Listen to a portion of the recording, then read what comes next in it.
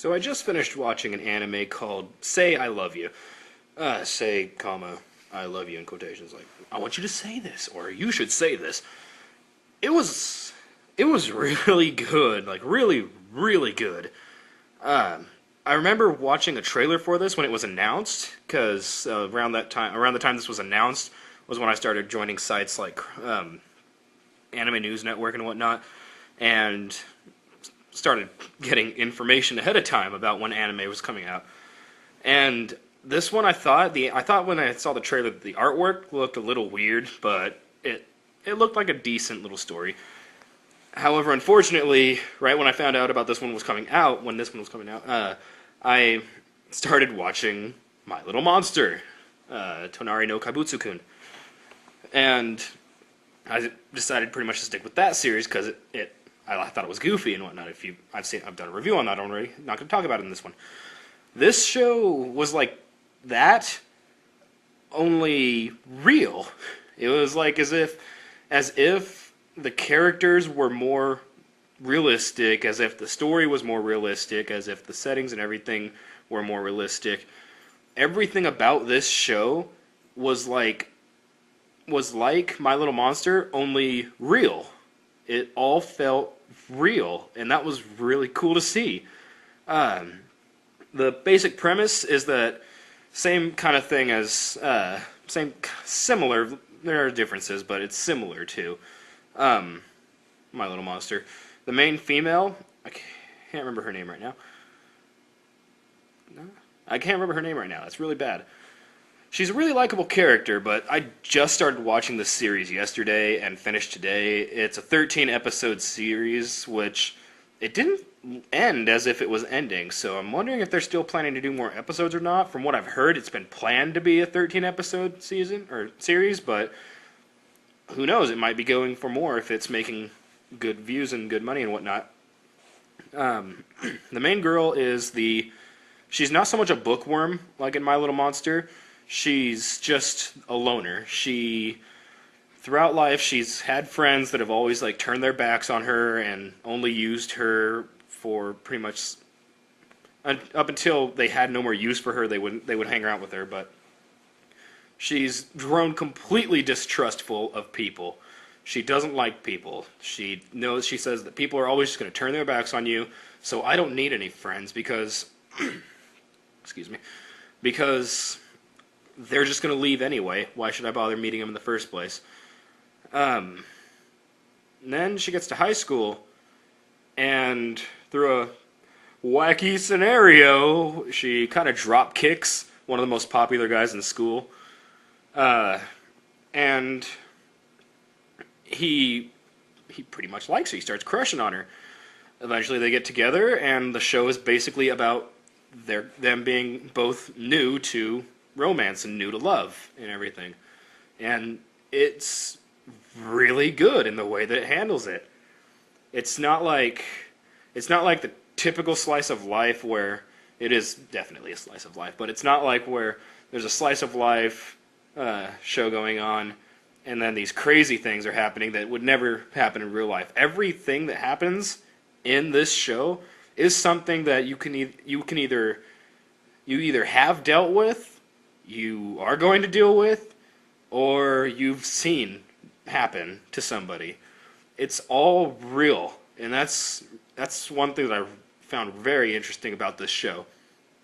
It doesn't ever have a quote-unquote antagonist of sorts, but because the main focus and center of attention of the show is on these two and their relationship, at least for her, first ever relationship. For him, not sure, but he's clearly never been in love before this. So that's all I know about that.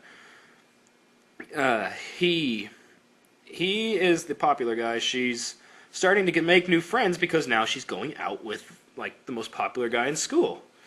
So she's making friends and whatnot. She's realizing that, hey, not everyone is a backstabbing son of a bitch.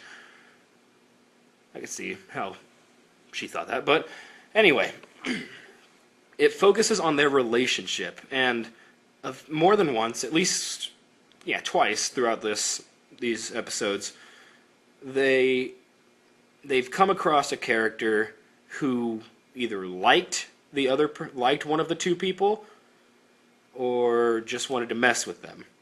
And instead of portraying this as, oh, they're the evil people, they did it in a pretty realistic fashion. There's one girl that appears. She wants to start dating the guy who's in this relationship. He doesn't want to because he's dating the other girl and he's not a douchebag. So this girl gets kind of like possessive-ish.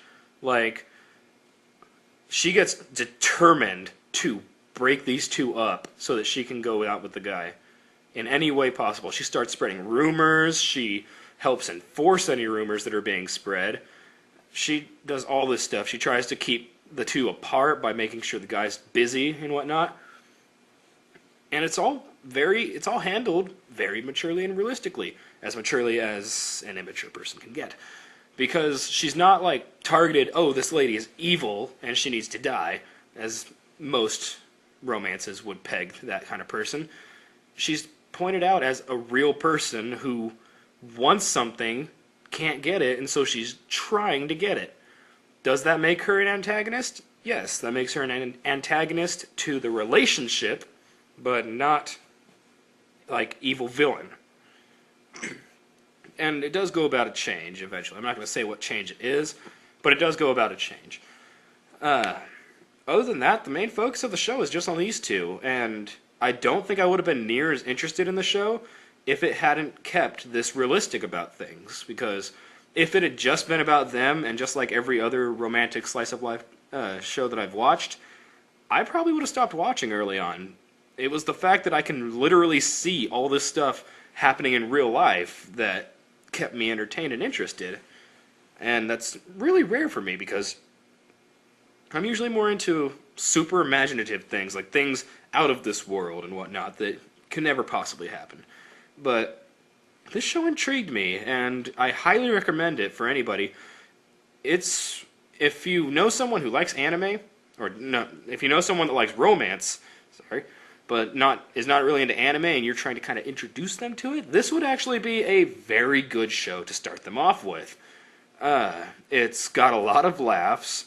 It's got a lot of human emotion, very, very expertly portrayed. It's got interesting characters, for the most part.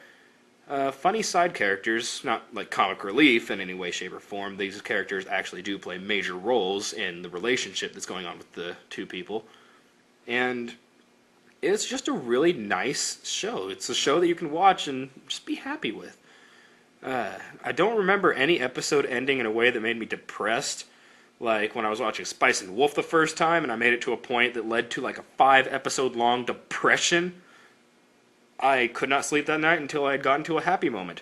This show didn't really have any of those. Each part you ended with you like thinking, okay, this thing is settled, so now let's see what they're going to do next. And it's really interesting to see them. The girl, she's opening up more. She keeps opening up, and the guy, he knows how she is, so he's like, all right, we can take this slowly, start the relationship off, and just work it slowly and slowly, work it up. And it's really nice. I like that. It's not like, boom, met you, let's go bang. It's, you want to take this slowly, so I'll can't think of the word right now. I'll honor your wishes, and we can take this slowly. And it happens. The last episode was weird, and it's why I'm confused as to whether or not they're going to end the series on episode 13 or not. Because the issues brought up throughout the series, the like the girl I told you about, all those issues are resolved by episode 12. And so I was like, what's 13 gonna be? 13 was so genius. It knew all the problems were resolved, and it knew that it was near the end of the series. It's not going to bring up new problems, because if they don't get a second season or anything, those problems won't get answered. Instead, it was just like, we know we finished all the problems and whatnot. Let's just show you a day in the life of these two dating. And it was great. It's like everything in this particular situation was against them.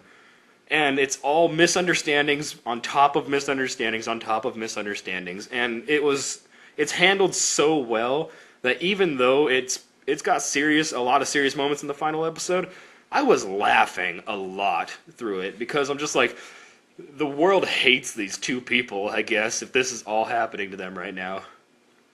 So yeah, that's my review of this. Honestly, go check it out if you like anime or if you like romance, either or both if you like it. It's really good. The art can be a little weird. The characters look a little extra tall and thin at sometimes, but other than that, the animation's well. It goes goofy during some of the funnier moments, and the eyes, which are my favorite part of an anime character's face, the eyes are beautiful in this show, and that allows so much emotion to be shown on their face. So yeah, Say I Love You. Good anime. I recommend it.